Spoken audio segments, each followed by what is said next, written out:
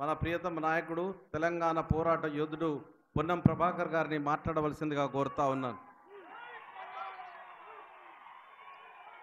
సభాధ్యక్షులు కరీంనగర్ జిల్లా కాంగ్రెస్ అధ్యక్షులు మానకొండూరు శాసనసభ్యులు ఆరపల్లి మోహన్ గారికి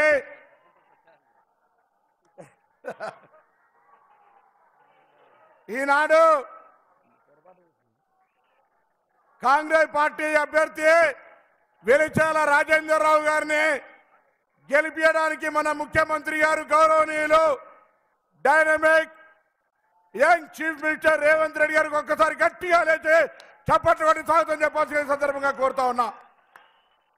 నిన్ననే మన ముఖ్యమంత్రి గారికి ఢిల్లీ పోలీసులు వచ్చి నోటీసులు ఇచ్చారు.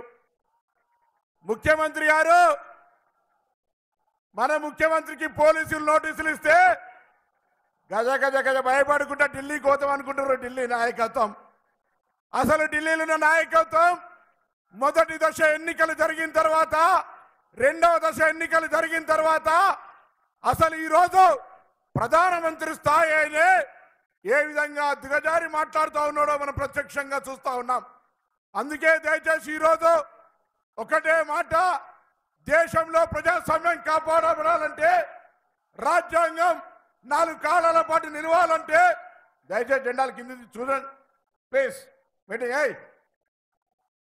దయచేసి ప్రజాస్వామ్యం 4 కాలాల పాటు ఉండాలి, రాజ్యాంగం 4 కాలాల పాటు నిలవాలనుకుంటే స్వాతంత్రం కోసం పోరాడిన కాంగ్రెస్ పార్టీ, ఈ దేశం కోసం ప్రాణాలు అర్పించినటువంటి ఇందిరాగాంధీ గారి వారసులంగా, ఈ దేశం కోసం ప్రాణాలు అర్పించిన రాజీవ్ గాంధీ గారి వారసులంగా, రాహుల్ గాంధీ గారి నాయకత్వంలో మనం ఈరోజు మరొక్కసారి ఆనాడు స్వాతంత్రోద్యమం కోసం కష్టపడ్డట్టుగా కష్టపడాల్సినటువంటి అవసరం ఉందని మాట మనం చేస్తా ఉన్నాం. సమయం తక్కువ ఉంది, నేను కూడా సమయం ఎక్కువ తీసుకోకుండా ఒకటే మాట, ముఖ్యమంత్రి గారికి ఈరోజు కరీంనగర్ జిల్లా చరిత్రలో అనేక మంది పార్లమెంట్ సభ్యులను గెలిచినాం. నేను కూడా 5 సంవత్సరాలు పార్లమెంట్ సభ్యుడిగా ఈ నియోజకవర్గ అభివృద్ధికి సంబంధించి నా శక్తి వంచన లేకుండా తెలంగాణ కోసం పోరాడుతూ కూడా ఈ నియోజకవర్గ అభివృద్ధి కొరకు కృషి చేసినాం. నా తదుపరి వచ్చిన వినోద్ కుమార్ గారు స్థానికేతరుడు కావడం వల్ల ఈ నియోజకవర్గ అభివృద్ధికి ఎప్పుడు కూడా శ్రద్ధ చూపెట్టలే. దాని తదుపరి బండి సంజయ్ గారు వచ్చి ఎంతసేపు కూడా మతపరమైన విద్వేషాలు లేదా వివాదాస్పద అంశాలు తప్ప ఎన్నడూ కూడా నియోజకవర్గ ప్రజల కష్టాలు కానీ నియోజకవర్గ అభివృద్ధి పట్టించుకోలేదు.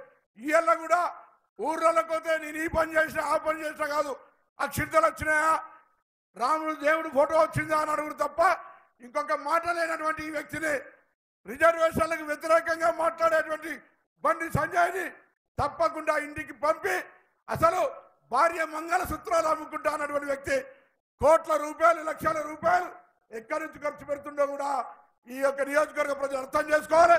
ఆయన రాష్ట్ర అధ్యక్ష పదవిని ఏ కారణంతో తొలగించో కూడా జవాబు చెప్పినాకనే ఈ నియోజకవర్గంలో ఓట్లాడాలని కోరుతూ మరొకసారి ఇలా చదువుకున్నవాడు వెలిచాల రాజేంద్రరావు, ముఖ్యమంత్రి గారు, జిల్లా నాయకత్వం అందరూ కలిసి ఒక రాజకీయ దురదృష్టి కలిగినటువంటి వ్యక్తిగా ఆయన అభ్యర్థిత్వాన్ని ఫైనల్ చేసినారు.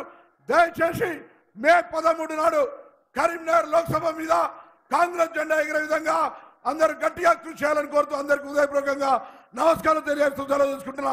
జై కాంగ్రెస్, జై కాంగ్రెస్.